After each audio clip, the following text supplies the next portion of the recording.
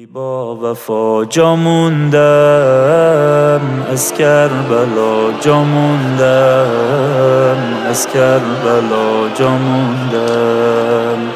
مثلا تو قبول کردی کوله بارم و هم بستم، مثلا من الان توی راه کرب و بلا هستم. مثلا رسیدم دارم زیارت نامه میخونم، مثلا رو به ایوونه حرمت زیر بارونم.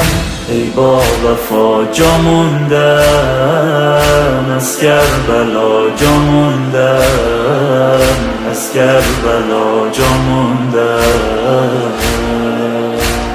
چشمامو که میبندم روح سرگردونم کربلا میره، اشکامو میبینی که هر لحظه دور از تو گریم میگیره.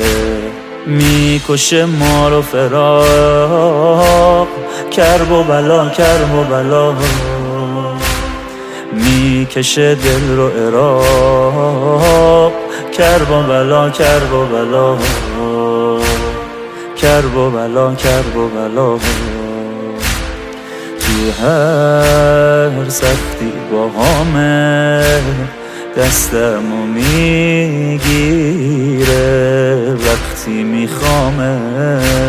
صلی الله علیک یا ابا عبدالله، یعنی آرامش. بگن سفر میگن فقط کرب و بلا، کرب و بلا. اربعین میخوام ازت کرب و بلا، کرب و بلا. به دل میده اشتیاق بوی حرم، بوی حسین میوزه از سمت عراق. بوی حرم، بوی حسین، بوی حرم، بوی حسین.